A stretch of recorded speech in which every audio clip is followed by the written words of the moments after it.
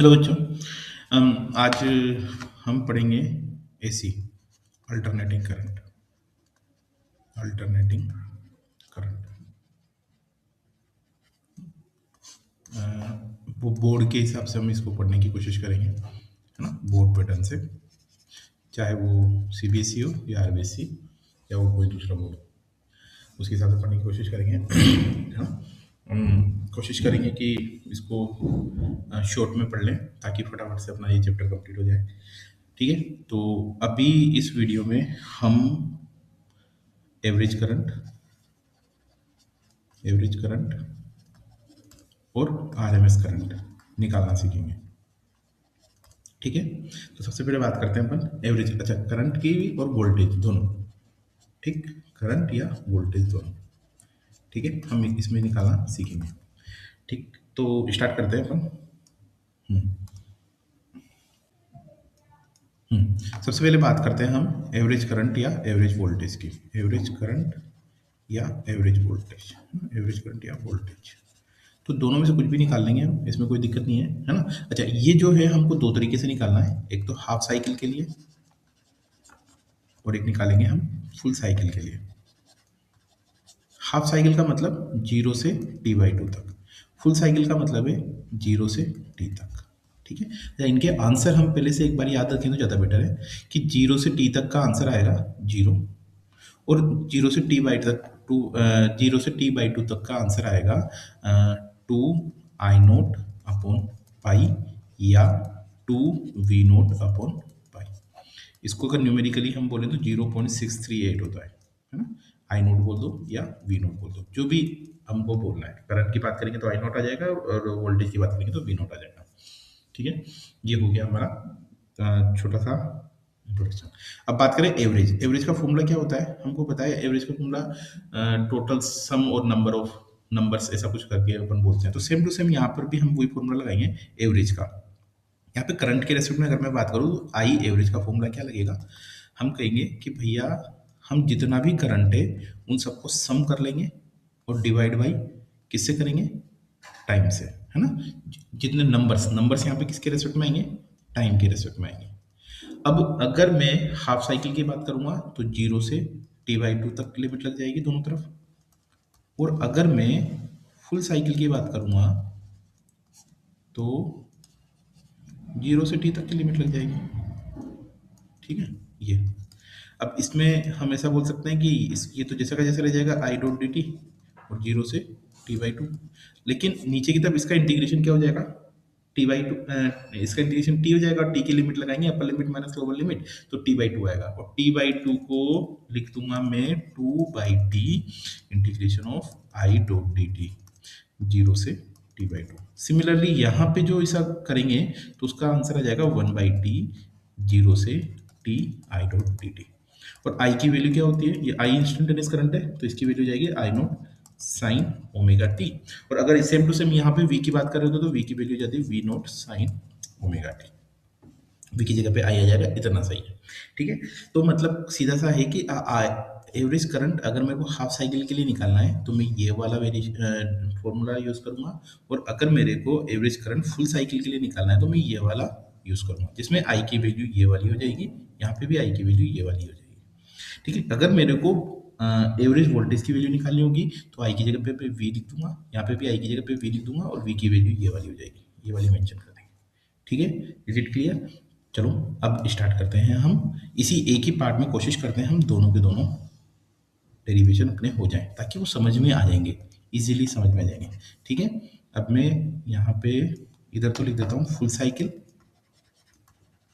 और एक तरफ लिख देता हूँ इधर हाफ साइकिल। ठीक है, इसका आंसर क्या आएगा 0, और इसका आंसर आएगा आई नोट 2I0 अपॉन पाई या 2V0 अपॉन पाई। चलो कैसे करना है, तो मैंने बोला भैया आई एवरेज का फॉर्मूला होता है क्या होता है, इंटीग्रेशन ऑफ 0 से t I dot D T और आगे की तरफ 1 अपॉन टी, राइट, और लिमिट 0 से t हो गई, और इधर की तरफ आई एवरेज का फॉर्मूला क्या हो जाएगा, I average is equal to 2/t integration of 0 से t/2 और आई डॉट डी टी। ये हो गया। अब देखो आई की वैल्यू हमने बोला क्या डालेंगे, one upon T integration of I note sine omega T dot D T. Limit चल रही है 0 से टी में, बार बार मेंशन नहीं कर रहा है ना, हाँ बोर्ड एग्जाम में मेंशन करनी है। यहाँ पे थोड़ा सा हम नहीं करेंगे तो कोई दिक्कत नहीं है, बोर्ड एग्जाम में तो करनी जरूरी है, वहाँ पे मार्क्स का सवाल है। ये हो गया। अब देखो आई नोट कॉमन आ रहा है, आई नोट कॉमन ले लिया, यहाँ पे टी इंटीग्रेशन किसका आएगा sign omega T into D T. 0 से लिमिट कहाँ तक चल रही है टी तक। यहाँ पे भी ये आई नोट यहाँ पे भी बाहर आ गया, ये आई इंटीग्रेशन किसका किया sign omega T dot D T. Limit कहाँ से कहाँ तक 0 से टी बाई टू।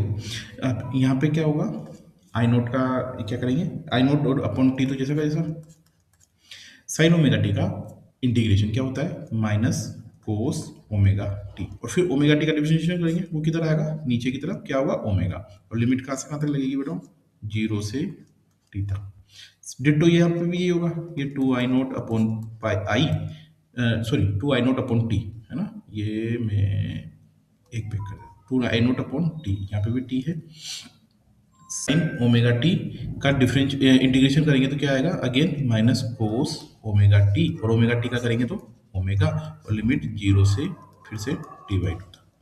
अब देखो यहाँ पे इस ओमेगा को निकाल के बाहर पटक दिया अपॉन टी ओमेगा, अंदर आ गया, ये माइनस है, माइनस को भी हमने बाहर निकाल दिया है ना, और यहाँ पे जाएगा कोस ओमेगा टी, ये कोस ओमेगा टी और 0 से टी तक, और यहाँ पे भी इस तरह से माइनस बाहर 2 आई नोट अपॉन टी ओमेगा, और अंदर आ जाएगा कोस ओमेगा टी लिमिट 0 से टी बाई टू तक। ये हो गया।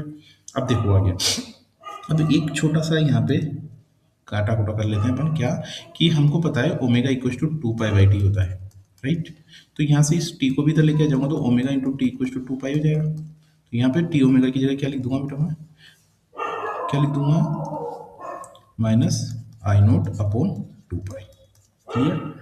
और अब आगे ये देखो कोस ओमेगा टी, तो कोस ओमेगा जैसा टी, यहाँ पे टी के रेस्पेक्ट में डिफरेंशिएशन किया ना, तो टी की ही लिमिट चेंज होगी, अपर लिमिट माइनस लोअर लिमिट, ठीक है। ये माइनस आई नोट अपॉन 2 पाई कोस ओमेगा की वैल्यू 2 पाई बाई टी होती है, तो 2 pi by T into T minus कोस 0, ठीक है।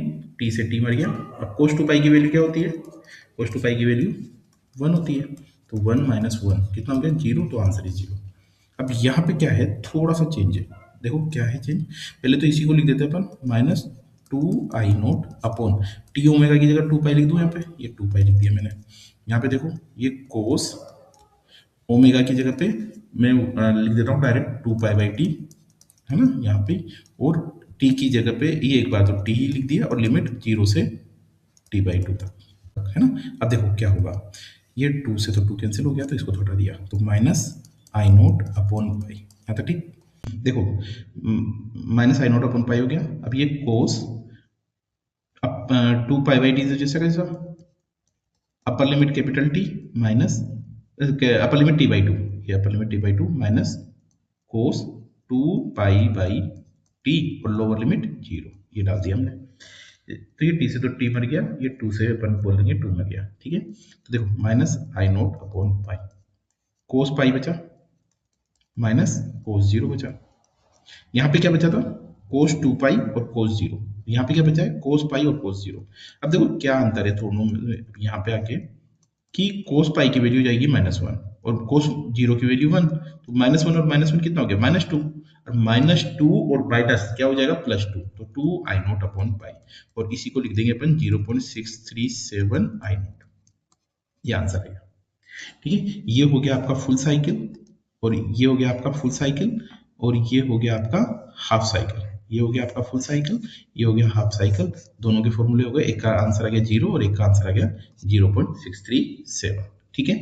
अब बात करते हैं अपन नेक्स्ट आरएमएस की, आरएमएस है ना, आरएमएस करंट, इसके बारे में देखो क्या है सीधा सा। अच्छा इसमें एक और चीज ध्यान रखना, तो अगर वोल्टेज की बात करूंगा तो इस आई की जगह पे वी होता चला जाएगा, आई की जगह पे वी होता चला जाएगा, वोल्टेज का भी सेम फॉर्मूला आएगा, तो उसमें ज्यादा दिक्कत नहीं आएगी, ठीक है। अब अगर अब अपन बात करते हैं आरएमएस की, आरएमएस में क्या होगा, देखो आर एम एस का मतलब क्या होता है, पहले तो वो देख लेते हैं।